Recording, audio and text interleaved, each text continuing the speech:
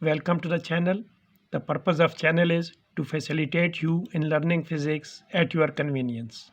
It is a class without a classroom, so learn physics at your convenience. Let us start our today's topic, that is magnetic field due to current carrying wire.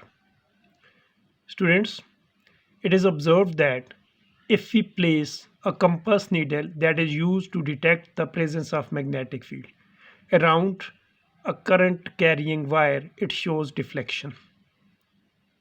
The reflection of compass needle means that there is magnetic field around a current carrying wire. Hence, Oersted was a scientist who first found that a current carrying wire possesses magnetic field around it. Now we assume that this field is in the form of concentric circles around the wire, and the field is strong near the wire and becomes weak as we move away from the wire. So we call it radial. The field, magnetic field produced around a current carrying wire is radial. It decreases as we move away from the wire. And the strength or value of this magnetic field depends upon the amount of current flowing in the wire. So a current carrying wire possesses magnetic field around it. Secondly, it depends upon number one, the amount of current. More the current flowing through the wire, strong will be the magnetic field. And secondly, is inversely related with the distance from the wire.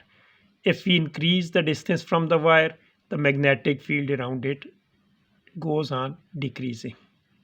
Now students, what is will be the direction of these concentric circle, or what will be the direction of this magnetic field? For this purpose, we use a rule that is known as thumb rule. According to this rule, we imagine that a wire, current carrying wire, is grasped in our right hand with thumb pointing in the direction of current. Look at this diagram. If in a wire current is moving upward, current is flowing upward, then we will imagine that wire is grasped in our right hand such that thumb is pointing upward, means in the direction of current. Then the direction in which the fingers of the right hand curl, this direction in which the fingers of right hand bend, will show you the direction of magnetic field. So according to this thumb rule, the direction of magnetic field around this current carrying wire will be in this direction, means will be in anti-clockwise direction around the wire in the form of concentric circles having common center. Now if we change the direction of current in downward, the direction of magnetic field also reverse. Here, if current is flowing in downward direction, magnetic field will be clockwise, and if current is flowing in upward direction, magnetic field will be anti-clockwise. And the rule is known as thumb rule or right hand rule, in which, I repeat it, if we grasp the current carrying wire in our right hand with thumb pointing in the direction of current, then the direction in which the fingers of right hand curl will show you the direction of magnetic field. This is how we can find the direction of magnetic field. Student, if we change the shape of this current carrying wire, then what happens to its magnetic field? Let us take another example, that is field due to current in a solenoid. Here is a solenoid. You can also call it a helical spring. Students, a wire wounded in the form of a spring is known as solenoid.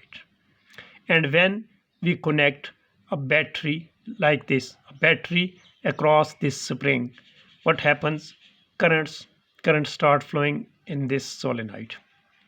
And you have studied that when current flows in a wire, there produces magnetic field around it. So here also magnetic field produces along all these loops of wire.